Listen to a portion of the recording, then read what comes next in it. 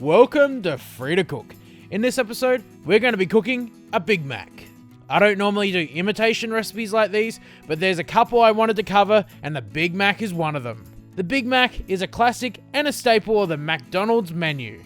Making these at home isn't hard and tastes a hell of a lot better.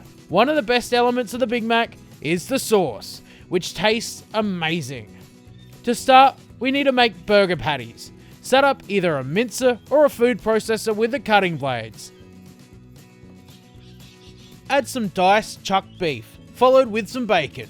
I like the extra flavour the bacon adds to the burgers. Season with salt and pepper. I can't stress enough how much better your burgers are going to be if you make them from scratch. Pulse the food processor for a start to cut the large pieces. Continue to pulse until the meat is minced. If you're in the US, minced meat is called ground beef. I like my burgers to have a fat ratio of 70% meat to 30% fat. This will give you a juicy, tender burger. Now the beef is minced, take a handful and mold them into patties. These are thick, but just before placing them on the grill, I'll flatten them out. Next, we're going to make the Big Mac sauce. In a bowl, add half a cup of Whole Egg Mayonnaise, followed by a large tablespoon of Sweet Relish, then half a tablespoon of American mustard. Next, half a tablespoon of white wine vinegar, 1 teaspoon of garlic powder, and 1 teaspoon of onion powder. Finally, 1 teaspoon of sweet paprika for flavour and a little bit of colour. Mix together and set aside. Next, dust 1 whole onion. Then slice a handful of crisp iceberg lettuce into strips.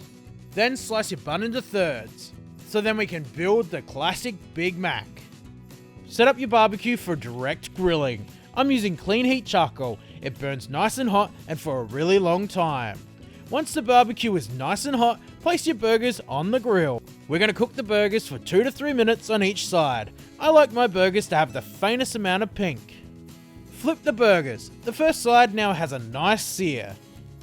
Cook for another 2 to 3 minutes. Also, don't forget to toast the bun. Take the burgers off the heat. It's time to put this Big Mac together. Lay out the bottom and the middle slices of the bun. First spoon on a layer of our Big Mac sauce, followed by a layer of diced onions. Then a layer of iceberg lettuce. Then on the bottom layer, add a slice of American cheese. On the middle bun, add a layer of pickles. Finally, place a burger patty on each bun. All that's left to do is to put it together. There you have it, a Big Mac made at home. It isn't hard and it tastes a hell of a lot better than anything you get from McDonald's. The Big Mac sauce tastes amazing and you can pretty much use it on any burger. If you found this recipe helpful, don't forget to share it, subscribe to the channel, like us on Facebook, follow us on Instagram, and if you have any recipe suggestions, leave them in the comments.